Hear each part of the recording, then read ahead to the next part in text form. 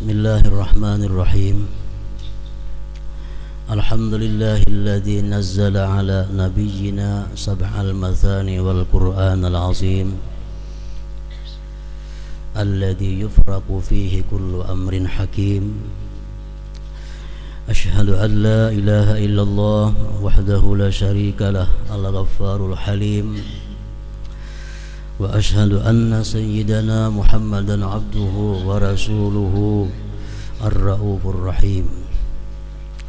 Allahumma salli wa sallim wa barik ala sayyidina maulana Muhammad wa ala ali wa ashabi sayyidina Muhammad salatan wa salaman wa barakah daimatin ila akhiril abad. Amma ba'd. Yang kita hormati dan kita cintai para habaib, para alim ulama, muhibbin, hadirin wal hadirat rahimakumullah. Pertama-tama selalu kita menghaturkan puji syukur kehadirat Allah Subhanahu wa taala atas berbagai macam nikmat anugerah yang diberikan kepada kita sehingga kita kembali pada malam hari ini dapat berkumpul bersama-sama. Dan tidak lupa salawat dan salam kita haturkan kepada junjungan kita Nabi besar Muhammad sallallahu alaihi wasallam, juga kepada para sahabat, keluarga, zuriat dan pengikut beliau ila yaumil qiyamah. Para muhibbin rahimakumullah, firman Allah Subhanahu wa taala di dalam kitab suci Al-Qur'an. A'udzubillahi minasyaitonir rajim. Inna anzalnahu fi lailatul qadr. Terjemahannya adalah sesungguhnya kami menurunkan Al-Qur'an itu pada malam yang agung, pada malam yang mulia atau Lailatul Qadar. Ibnu Abbas radhiyallahu anhu, salah seorang pemuka ulama mufassirin, mengatakan pada malam Qadar itu Allah Subhanahu wa taala menurunkan Al-Qur'an dari Lauhil Mahfuz sekaligus dari awal sampai akhir ke Baitul Izzah yang berada di langit pertama. Kemudian dari Baitul Izzah sampai kepada junjungan kita Nabi besar Muhammad sallallahu alaihi wasallam, Al-Qur'anul Karim diturunkan secara bertahap selama kurun waktu kurang lebih 23 tahun. Ada yang diturunkan sewaktu beliau berada di Makkah, maka dinamakan ayat itu namanya ayat Makkiyah. Dan ada pula wahyu yang diturunkan pada waktu beliau berada di Madinah, maka namanya pun ayat itu ayat Madaniyah. Nah, para muhibbin rahimakumullah, pada masa Rasulullah sallallahu alaihi wasallam masih hidup di alam panah ini, Al-Qur'an itu belum dibukukan seperti sekarang ini. Jadi ngaran Al-Qur'an itu mana kitabnya belum ada. Al-Qur'an pada waktu hidup Rasulullah itu masih berada di dalam hafalan-hafalan para sahabat yang hafal. Ada sebagian ditulis di batu-batuan, ada ditulis di daun-daunan, ada ditulis di kulit-kulit kambing yang dikeringkan atau kulit unta. Sampai akhirnya Rasulullah wafat meninggalkan para sahabat, Al-Qur'an itu masih belum ada wujudnya. Setelah Abu Bakar Siddiq radhiyallahu an menjadi khalifah, beliau berpikir, artinya kalau Al-Qur'an ini kada dikumpulkan, kada dijilid menjadi satu, ini nantinya akan menyulitkan generasi-generasi yang akan datang.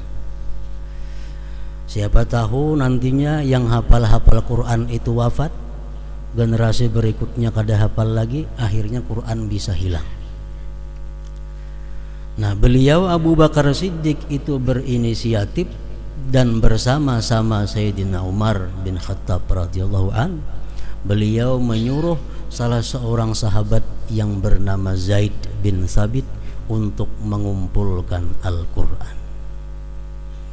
Nah, jadi Zaid bin Thabit inilah orang yang pertama yang mengumpulkan Al-Quran, mencatat Al-Quran dari hafalan-hafalan yang ada di dalam dada para sahabat sampai Al-Quran yang bertebaran di daun-daunan, di batu-batuan dikumpulkan oleh Zaid bin Thabit ini menjadi satu biji Al-Quran. Para muhibbin rahimakumullah, setelah Abu Bakar ini wafat, Khalifah Umar bin Khattab yang kedua, Al-Quran masih demikian adanya. Kemudian pada masa Khalifah Utsman bin Affan radhiyallahu an, Utsman berinisiatif untuk menyusun kembali Al-Quran yang dihimpunkan oleh Zaid bin Thabit itu, disusun surah-surahnya sesuai dengan apa yang diterangkan oleh Rasulullah semasa beliau masih hidup. Jadi Zaid bin Thabit ini menyusun Quran, menyusun mintu aja, surahnya kada bersusun, kada beratur, cuma lengkap sebiji Al-Quran. Utsman bin Affan lah yang menyusun Al-Quran itu sesuai dengan petunjuk Rasulullah semasa beliau hidup, disusun surah-surahnya sedemikian rupa, mulai dari Al-Fatihah yang pertama, kemudian Al-Baqarah, Ali Imran, An-Nisa sampai seterusnya. Itu merupakan jasanya daripada Khalifah yang ketiga, Utsman bin Affan radhiyallahu anhu. Sayyidina Ali pernah berkata, setiap kita membaca Al-Quran itu Abu Bakar Siddiq dapat satu pahala. Setiap umat muslim sampai hari kiamat membaca Al-Quran itu Abu Bakar Siddiq dapat pahala. Kenapa sebabnya? Karena beliaulah orang yang pertama yang punya gagasan untuk menghimpunkan Al-Quran itu. Pada masa Utsman bin Affan, kemudian masa Khalifah Imam Ali bin Abi Thalib karramallahu wajhah, kemudian Imam Hasan bin Ali bin Abi Thalib, kemudian Khalifah Muawiyah, Yazid dan Muawiyah sampai seterusnya, Al-Quran sudah disusun surahnya namun belum diberi titik dan belum diberi baris. Jadi kada bertitik dan kada berbaris, sehingga orang nang kada mengaji kada kau membaca Al-Quran, sebabnya kada ada titiknya. Apakah huruf ta kah ini, apakah huruf sa, apakah huruf ba, kada tahu. Sama bentuknya macam jukung. Nah, jadi mesti orang dahulu belajar Al-Quran talaki, artinya langsung berguru. Berguru, dibacakan Quran, dijaga. Nah, kalau membaca seorang kada bisa karena titiknya belum ada, barisnya belum ada. Nah, kemudian menurut sebagian ahli sejarah mengatakan pada masa Khalifah Abdul Malik bin Marwan, ini khalifah yang ke-10 sesudah Rasulullah sallallahu alaihi wasallam, pada tahun 80 Hijriah sekitar itu, Abdul Malik bin Marwan ini berinisiatif menyuruh para ulama waktu itu untuk memberikan titik-titik pada Al-Quran sekaligus baris-barisnya. Salah satu ulama yang beliau perintahkan untuk mengerjakan itu adalah yang disebut dengan Syekh Yahya bin Ya'mur.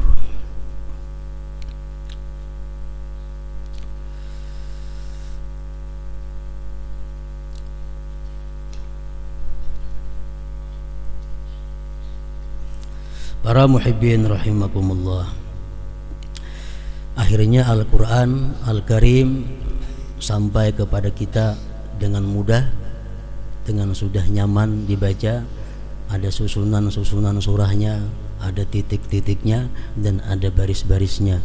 Itu semua adalah merupakan jasa daripada pendahulu-pendahulu kita. Dengan demikian bahwa Al-Quran yang ada pada sekarang ini adalah merupakan bid'ah hasanah. Karena zaman Rasulullah kada ada Al-Quran macam kita. Itu menyusun Al-Quran, menyusun surah-surahnya, itu merupakan inisiatif daripada para sahabat. Jadi itu bid'ah. Orang-orang yang anti bid'ah hendaknya jangan membaca Quran yang ada-ada ini. Itu bid'ah, namun disebut namanya bid'ah hasanah, bid'ah yang baik. Para muhibbin rahimakumullah, Al-Quranul Karim oleh para ulama disebutkan terdiri dari 30 juz. Itu sepakat. 114 surah. Itu pun sepakat. 6.225 ayat. Nah, ini khilaf ulama. Kalau 6.000-nya sepakat, tapi ujungnya ada sepakat. Ada yang 6.000 sekian, 6.000 sekian, menghitung tergantung qiraat yang mereka baca. 6.225 ayat. 77.439 kalimat. Macam Allah satu kalimat, Ar-Rahman satu kalimat, Ar-Rahim satu kalimat. Dihitung seluruh Al-Quran kalimat-kalimat itu jumlahnya 77.439 kalimat.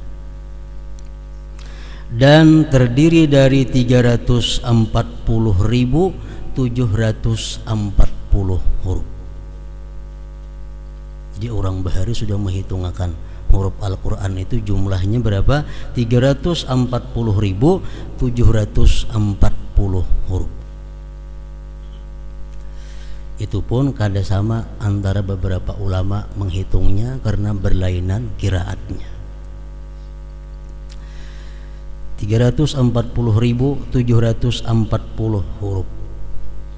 Nah, kalau ada yang menanyakan Al-Quran itu adalah kalam Allah, kenapa maka ada hurufnya?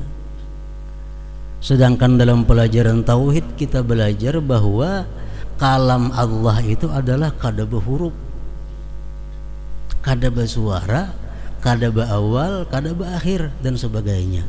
Kenapa Quran ini disebut kalam Allah? Maka inya berhuruf.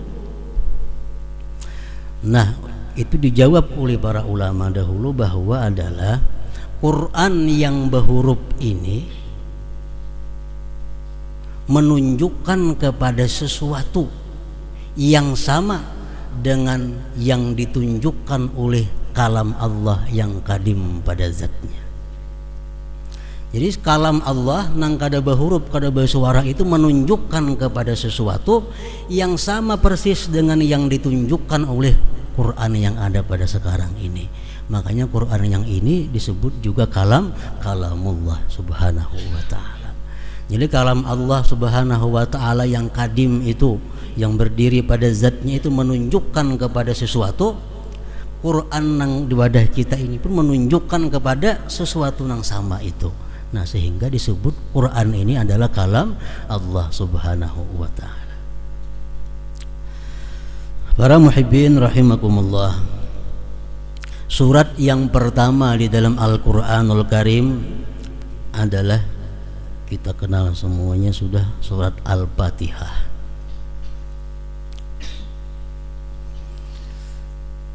Ada beberapa macam nama surat Al-Fatihah ini. Yang pertama namanya Fatihah. Kenapa diarti Fatihah? Fatihah artinya pembuka. Karena bila kita buka Quran, otomatis kita pertama menjumpai suratul Fatihah. Nah, Fatihah artinya pembuka, Fatihatul Kitab atau Fatihatul Quran. Yang kedua, Fatihah itu bisa dinamakan juga dengan Ummul Quran. Nah, biasa kita sebut membacakan Ummul Quran ya pertoko rajin ada kalau marilah bersama-sama kita membacakan Ummul Quran. Nah, surat Al-Fatihah. Al-Fatihah disebut Ummul Quran, artinya ibu Al-Quran atau induk Al-Quran. Kenapa Fatihah itu disebut sebagaimana ibunya Al-Quran, induknya Al-Quran? Karena menurut para ulama, seluruh isi Al-Quran itu dari awal sampai akhir tergambar di dalam surat Al-Fatihah, sehingga disebut Fatihah itu induknya Al-Quran. Al-Quran membicarakan tentang Allah. Al-Quran membicarakan tentang puji-pujian kepada Allah. Itu terkandung di dalam Alhamdulillah. Al-Quran membicarakan makhluk. Al-Quran membicarakan langit, laut, surga, neraka, jin, manusia, binatang, secukupnya ada dalam Quran makhluk Allah. Itu tergambar dalam kalimat Rabbil Alamin, Tuhan semesta alam. Al-Quran menceritakan tentang pemberian Allah kepada manusia dan makhluk lainnya yang luar biasa. Allah memberikan ampunan, memberikan rahmat, memberikan rezeki, memberikan segala macam keperluan kita, disebutkan dalam Al-Quran. Itu terkandung di dalam Ar-Rahman Ar-Rahim. Allah Maha Pengasih, Maha Penyayang. Al-Quran membicarakan tentang kubur, tentang hari kiamat. Al-Quran membicarakan surga, neraka, mizan, hisab, tentang hari akhir. Tergambar dalam surat Fatihah Maliki Yaumiddin, Raja pada hari pembalasan. Tergambar dalam Maliki Yaumiddin. Al-Quran membicarakan tentang syariat. Al-Quran membicarakan tentang tarikat. Al-Quran membicarakan tentang hakikat. Itu tergambar, terkandung dalam kalimat Iyyaka na'budu wa iyyaka nasta'in. Kepada Engkau kami beribadah dan kepada Engkau kami minta pertolongan. Itu mencakup sudah, syariat ada di situ, tarikat ada di situ, hakikat ada di situ. Al-Quran ada mengisahkan tentang doa-doa. Bermacam-macam doa ada dalam Al-Quran. Terkandung dalam surat Al-Fatihah, Ihdinas siratal mustaqim, berilah kami petunjuk kepada jalan yang lurus. Al-Quran ada menceritakan tentang para aulia, tentang para nabi-nabi, tentang orang-orang yang dikasihi Allah. Tergambar dalam Fatihah, Siratal ladzina an'amta alaihim, jalan-jalan orang yang Engkau berikan nikmat atas mereka. Al-Quran bicara tentang orang kafir. Al-Quran bicara tentang orang-orang yang sesat. Tergambar dalam ghairil maghdubi alaihim waladdallin. Jadi seluruh Al-Quran masuk dalam surah Fatihah, sehingga Fatihah disebut Ummul Quran, induknya Al-Quran atau ibunya Al-Quran. Kemudian Fatihah disebut juga Sab'ul Masani, ngarannya Sab'ul Masani, 7 ayat yang diulang-ulang. Setiap hari kita berapa kali mengulang-ulang? Fatihah terdiri dari 7 ayat yang diulang-ulang. 7 ayat yang diulang-ulang, ngarannya Sab'ul Masani. Fatihah juga dinamai dengan surat Al-Wafiyah. Al-Wafiyah artinya surat yang sempurna. Kenapa Fatihah dinamai surat yang sempurna? Fatihah kadang-kadang dipotong-potong. Bila kita baca Fatihah sekaligus Fatihah dalam sembahyang, kalau kita rakaat pertama ingat iyyaka na'budu wa iyyaka nasta'in, kena sambung rakaat kedua ihdinas siratal mustaqim, maulah kada mau. Lain surah nang lain kawa diputung-putung. Surah lain kita barak ingat sini, kini rakaat kedua sambung, kada jadi masalah. Kalau Fatihah mesti sempurna kita membaca dari awal sampai akhir. Fatihah dinamakan juga surat Al-Kafiyah, artinya surat yang cukup. Maksudnya apa? Kalau kita sembahyang kita membaca Fatihah cukup. Tapi kalau kita baca surah lain kada cukup. Nah makanya Fatihah pun disebut juga surat Al-Kafiyah. Al-Fatihah disebut juga dengan surat Asy-Syifa, surat penyembuh, tawar. Orang-orang yang sakit dibacakan Fatihah akan menyembuhkan, sekada-kadanya meringankan orang yang sakit. Itu surat Al-Fatihah. Bermacam-macam ngaran surat Fatihah banyak. Itu menunjukkan kemuliaan dan keagungan surat Al-Fatihah ini. Para muhibbin rahimakumullah, surat Al-Fatihah terdiri dari 7 ayat. Jadi satu-satunya surah yang wajib dipelajari oleh setiap muslim dan muslimah surah Fatihah. Kenapa? Karena sembahyang kada sah tanpa surat Fatihah. Ayo kada bisa membaca surah Al-Baqarah, kada apa-apa. Kada bisa membaca surah Ali Imran, kada jadi soal. Tapi kalau membaca surah Fatihah mesti bisa setiap orang muslim dan muslimah. Surat Fatihah terdiri 7 ayat dan 156 huruf. Dihitung dengan tasdid-tasdidnya, dihitung dengan ba'alif maliki yaumiddin 156. Ada yang menghitung 155 karena maliknya kada panjang. Maliki yaumiddin itu boleh 2. Kalau kita membaca Fatihah boleh panjang maliki yaumiddin, boleh pendek maliki yaumiddin. Nah, kalau kita maliki yaumiddin 155 huruf Fatihah. Kalau panjang 156. Nah, 155 surat Al-Fatihah itu hurufnya kada boleh kurang dalam kita membaca. Sahuruf haja kurang, Fatihah kita kada sah. Bila Fatihah kita kada sah, sembahyang kita pun jadi kada sah juga. Jadi mesti bacaan kita lengkap 155 atau 156 hurufnya. Para ulama tafsir mengatakan surat Fatihah itu diturunkan 2 kali. Pertama turun di Mekah dan yang kedua turunnya di Madinah. Satu-satunya surah Al-Quran yang demikian. Jadi surat Fatihah ini bisa disebut surah Makkiyah, bisa juga disebut surah Madaniyah. Kemudian ayat pertama dari suratul Fatihah menurut Imam Syafi'i ialah Bismillahirrahmanirrahim, ayat pertama. Ayat kedua Alhamdulillahirabbil alamin. Ayat ketiga Ar-Rahmanirrahim. Ayat keempat Maliki Yaumiddin atau pendek Maliki Yaumiddin. Yang kelima Iyyaka na'budu wa iyyaka nasta'in. Yang keenam Ihdinas siratal mustaqim. Yang ketujuh Siratal ladzina an'amta 'alaihim ghairil maghdubi 'alaihim waladdallin. Amin lain. Jadi imam kita Syafi'i menghitung Bismillahirrahmanirrahim itu termasuk ayat daripada suratul Fatihah.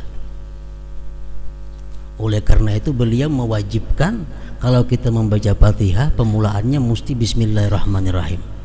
Dan kita baca benyaring bila sembahyang benyaring, baca begimit bila sembahyang gimit. Maghrib, Isya, subuh kita baca Fatihah benyaring bismillahnya.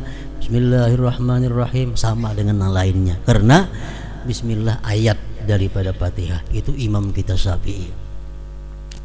Adapun Imam Malik, sekedar untuk kita mengetahui, Imam Malik mengatakan bahwa Bismillahirrahmanirrahim itu bukan Al-Quran dan apalagi termasuk ayat dari surah Fatihah.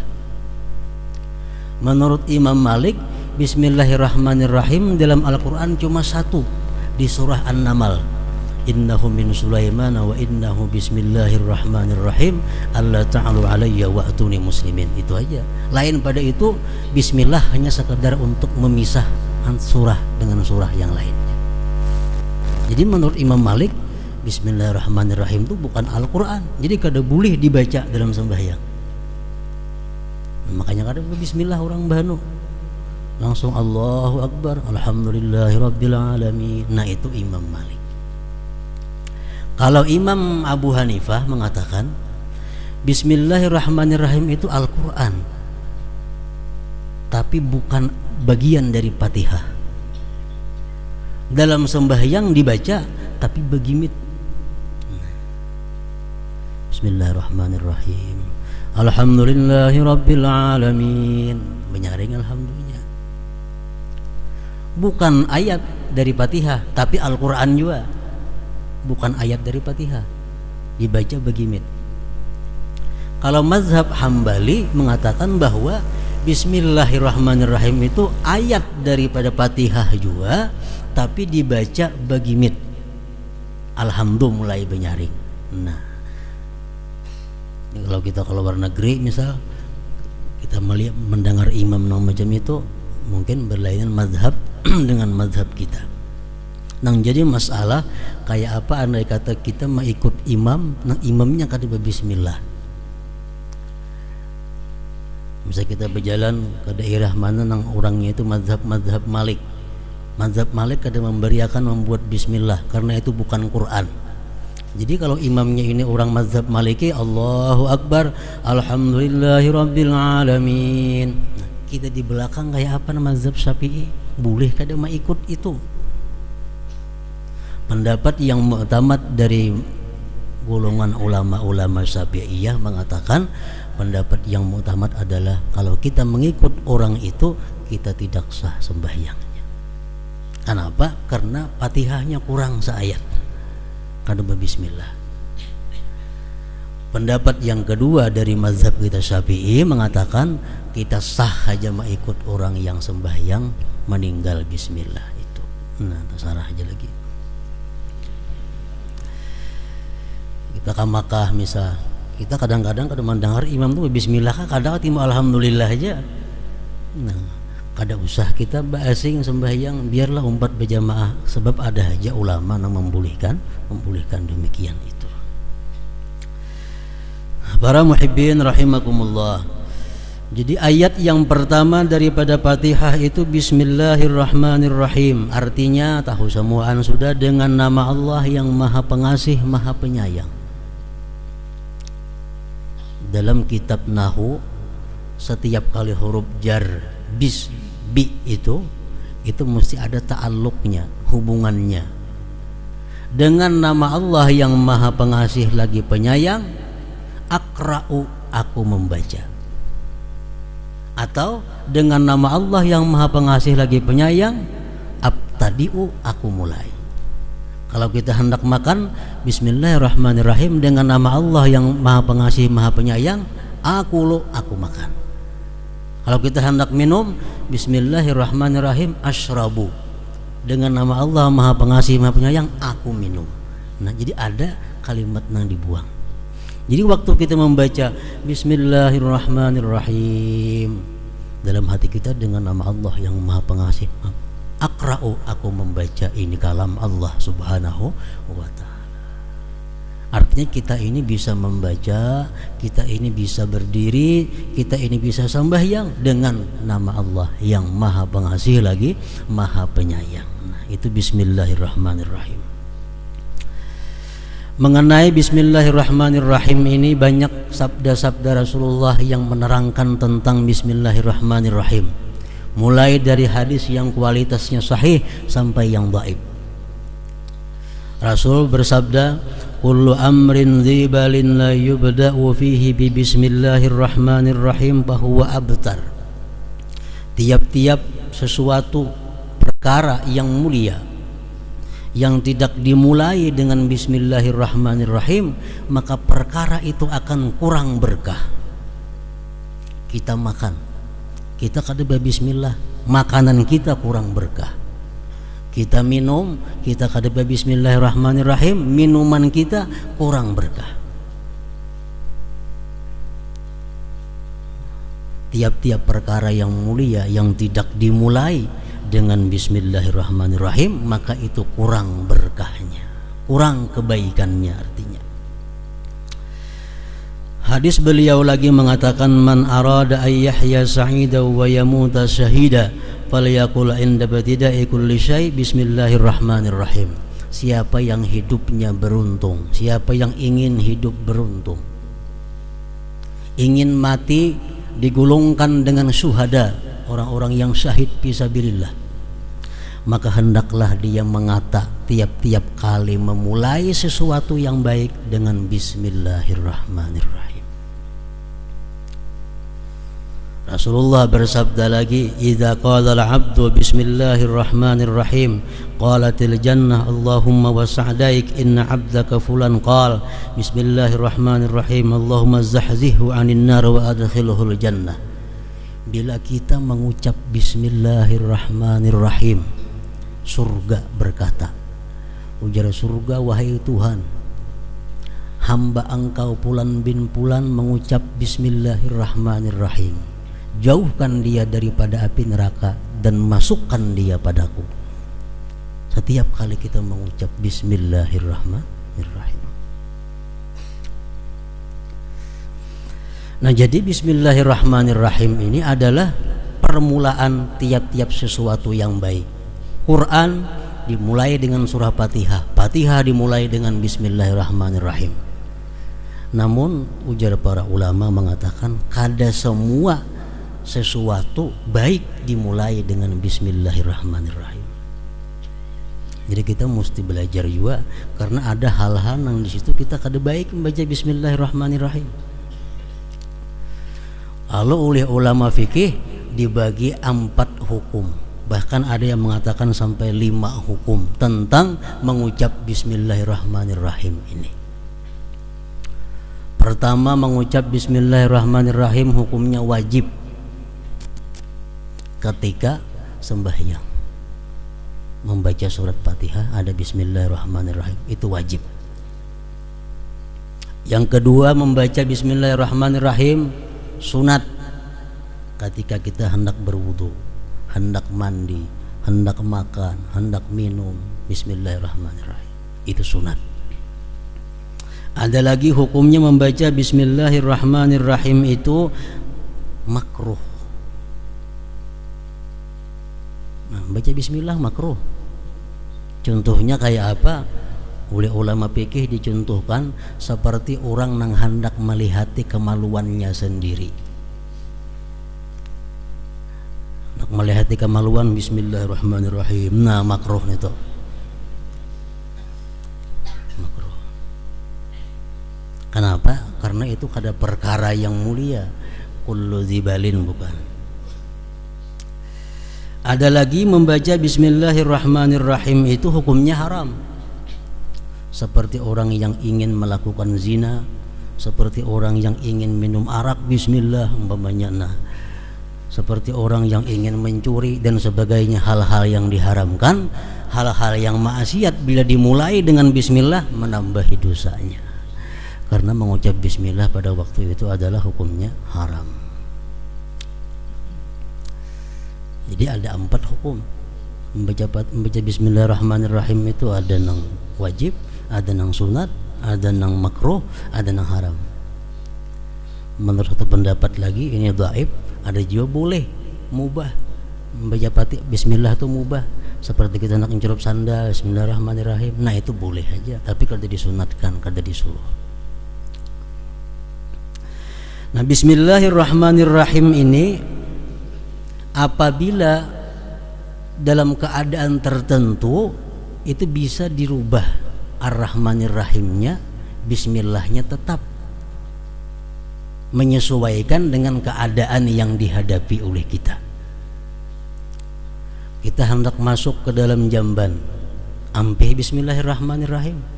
Nah, bacaannya bismillah Allahumma inni a'udzubika minal khubuthi wal khaba'is. Jangan bismillahirrahmanirrahim, karena sunnah mengatakan demikian. Bismillah Allahumma inni a'udzubika, ya Allah aku berlindung dengan Engkau, minal khubuthi wal khaba'is, dari setan laki-laki dan setan-setan perempuan. Hanya kita masuk ke dalam jamban, bismillah. Apa gunanya kita mengucap bismillah itu hendak masuk ke dalam jamban? Imam Ali bin Abi Thalib karramallahu wajhah mengatakan, pendinding antara syaitan jin dengan aurat kita adalah bismillah itu. Syaitan ada laki-laki, ada syaitan bini-bini. Kalau kita masuk ke dalam jamban, kita kada bismillah, syaitan tatawaan. Kenapa? Ini melihat jelas aurat kita. Nah, dalam jamban kita membuka aurat. Kalau laki-laki, syaitan bebinian nang mehentipakan. Nah, makanya berlindung dari syaitan laki-laki dan syaitan perempuan. Jadi kalau bini-bini yang masuk ke jamban kada bacaan itu, syaitan lakiannya begiawan lawan kawannya. Jadi ujar Sayyidina Ali, pelindung antara mata-mata syaitan dengan aurat itu adalah bismillah. Amunnya kada hafal bismillah sekurang-kurangnya. Bismillah, hanya masuk ke dalam jamban. Jangan dalam jambannya, masih di luar jamban membaca bismillah itu. Bismillah, Allahumma inni a'udzubika minal khubuthi wal khaba'is. Nah, dirubah sudah, jangan bismillahirrahmanirrahim lagi. Waktu kita hendak bersetubuh, disunatkan oleh agama, dipraktikkan oleh Rasulullah, kita membaca bismillah. Tapi jangan lagi bismillahirrahmanirrahim. Bismillah, Allahumma jannibna syaitan wa jannibi syaitan ma razaqtana. Ini sunat kifayah. Bila laki-laki sudah membaca, nang bini biar kada apa-apa. Bila nang bini membaca, nang laki kada apa-apa, kada usah. Karena itu kalau kedua-duanya baik lagi. Cuma kada bismillahirrahmanirrahim, bismillahnya aja dipakai, disambung lawan keadaan doa yang cocok untuk itu. Apa gunanya orang yang hendak bersetubuh itu membaca bismillah sampai seterusnya tadi? Hadis Rasulullah mengatakan yang ditafsirkan oleh para ulama, pertama gunanya, kalau orang bersetubuh itu membaca bismillah sampai habis tadi, dia terhindar daripada syaitan.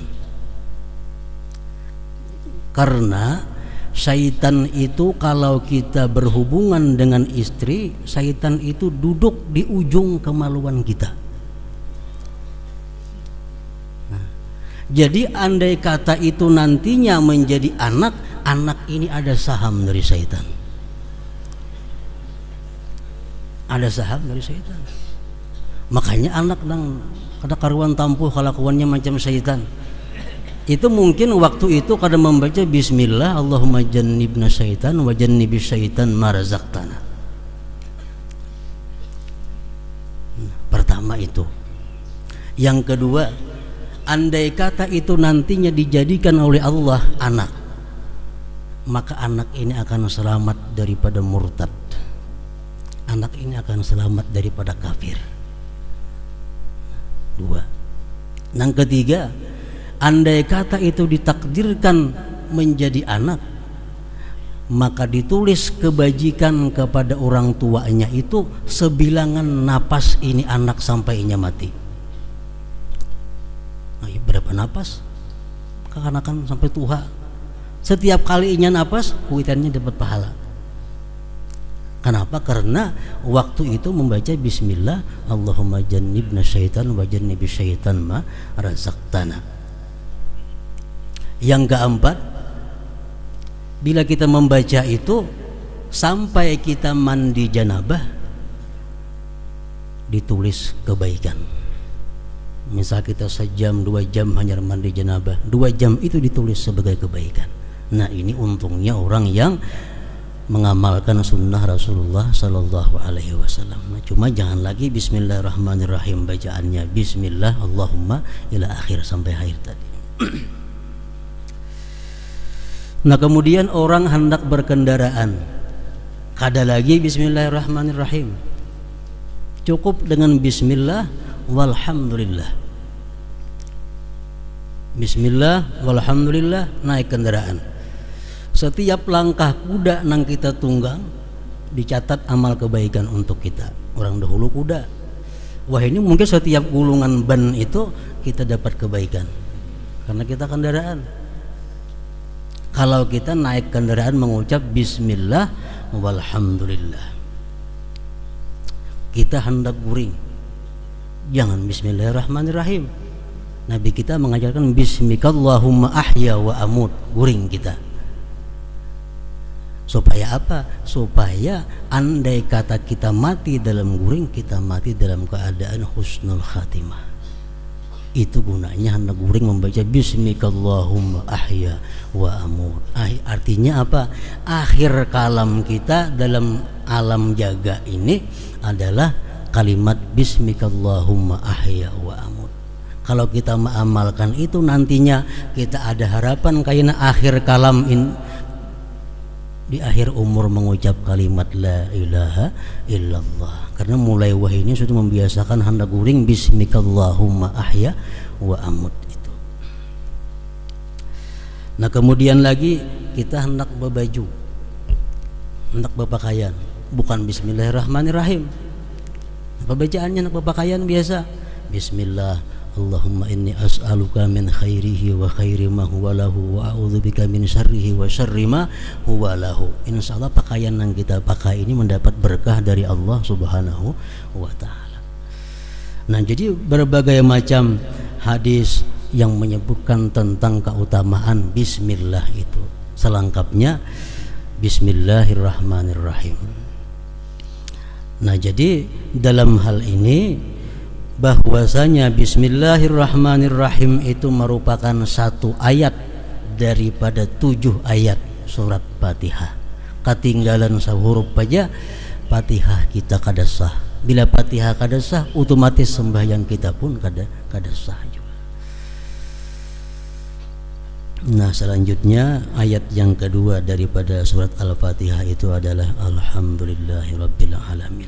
Insyaallah pada minggu yang akan datang.